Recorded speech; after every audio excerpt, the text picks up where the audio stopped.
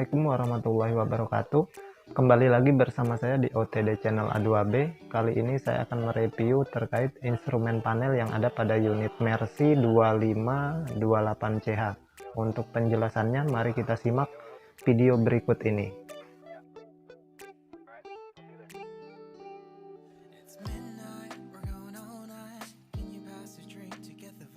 Baik, kita mulai dari yang ini dulu ya. Ini adalah instrumen panel, fungsinya sebagai sarana komunikasi antara unit dengan drivernya ketika terjadi ketidaknormalan pada unit yang sedang dioperasikan. Nah, kita mulai dari yang bagian bawah ini ya. Di sini ada fuel level gauge. Fungsinya adalah untuk mengetahui jumlah bahan bakar yang ada pada fuel tank. Nah, ketika jarum ini menandakan di posisi merah, tentunya kita harus segera melakukan pengisian bahan bakarnya. Kemudian berikutnya ada speedometer. Fungsi speedometer ini adalah untuk mengukur kecepatan unit yang sedang kita operasikan. Kemudian berikutnya ada lap tune indikator. Fungsinya adalah untuk mengetahui pada saat kita menggunakan rating kiri ya, lampu ini akan menyala. Kemudian berikutnya ada high beam indikator ya. Ini indikator lampu kerja. Ketika kita nyalakan, lampu indikator ini akan menyala. Kemudian berikutnya ada low air pressure warning. Fungsinya untuk mengetahui pada saat tekanan udara pada brake system itu di bawah standar ya. Biasanya ketika posisinya di bawah 4.9 bar itu akan menyala indikator ini ya. Kemudian parking brake lamp ya, ini untuk mengetahui pada saat parking brake-nya diaktifkan ya. Indikator ini maka akan menyala. Kemudian berikutnya ada cabin lock indikator ya. Pada saat lock cabinnya itu tidak terkunci, maka indikator ini akan menyala ya. Berikutnya ada stop lamp indikator. Lampu indikator ini akan menyala secara bersamaan ketika terjadi ketidaknormalan di unit yang sedang kita operasikan. Berikutnya ada return indikator. Ketika indikator ini menyala berarti kita sedang berbelok ke kanan atau indikator rating kanan ya. Kemudian berikutnya ada engine tachometer. Fungsi engine tachometer ini adalah untuk mengukur jumlah putaran engine per menitnya. Berikutnya adalah engine brake failure indicator. Indikator ini menandakan ketika terjadi kegagalan di sistem engine brake ya. Kemudian yang di sebelah kirinya ini ada engine brake indikator. Ketika engine brake-nya kita aktifkan, maka indikator ini akan menyala. Berikutnya ada air pressure gauge. Fungsinya adalah untuk mengetahui jumlah tekanan udara brake yang berada di tabung brake ya. Di sini ada tanda merah 2 ya. Ketika jarumnya di posisi merah yang atas berarti ini dikatakan tekanannya cukup ya, di posisi 8.1 bar. Kemudian di bagian bawahnya ada indikator, 2 indikator, ada angka 1 ya, kemudian angka 2 di sebelah kanannya. Nah, ketika indikator yang di bawah ini yang angka 1 ini menyala, maka menandakan sedang melakukan pengisian ya atau suplai udara pada tabung nomor 1, yaitu tabung udara brake bagian belakang.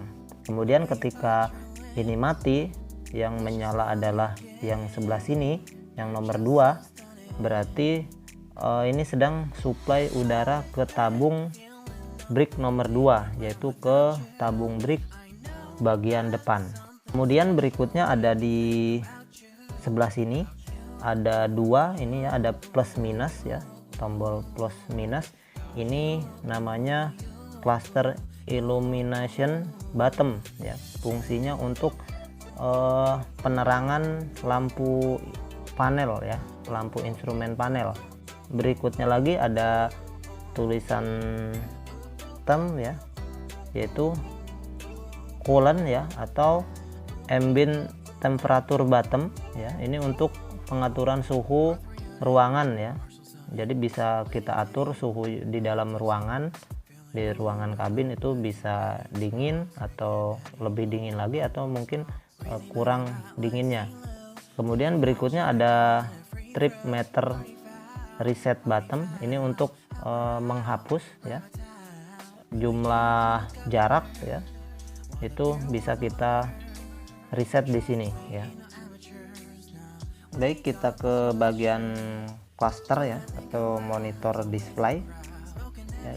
Di sini banyak sekali terdapat indikator-indikator ketika terjadi ketidaknormalan di sistem unit ya.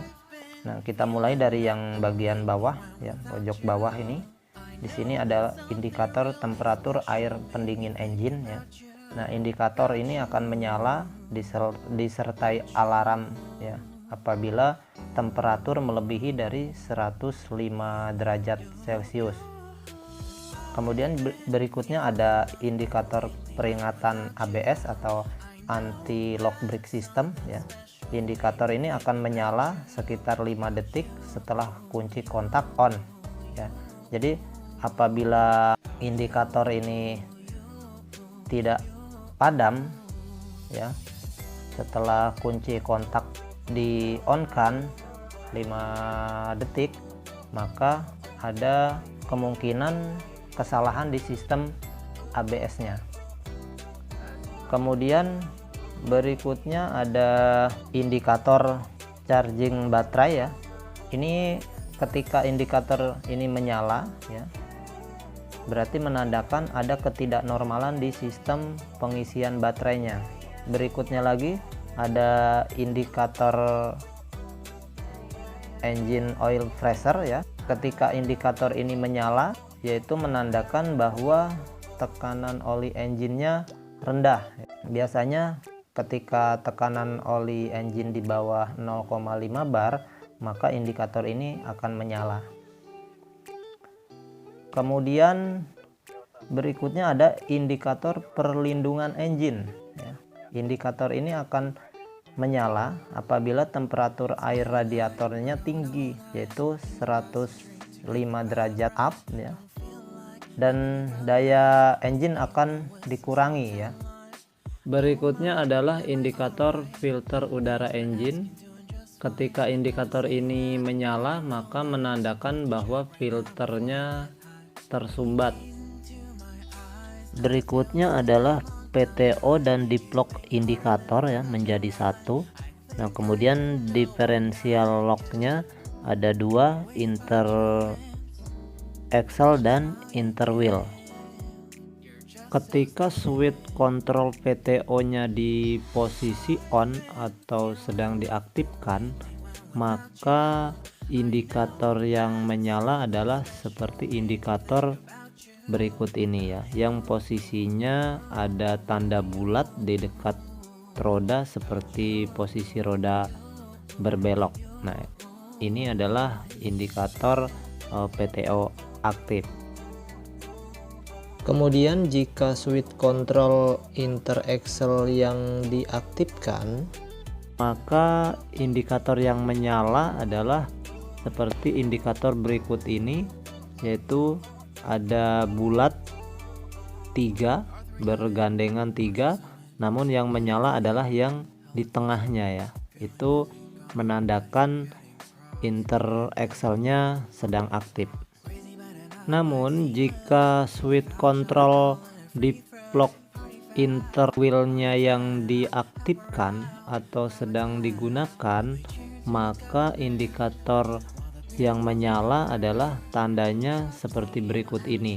ada tanda bulat, ketiga-tiganya ini akan menyala, berarti menandakan bahwa deadlock interwheel-nya itu sedang aktif.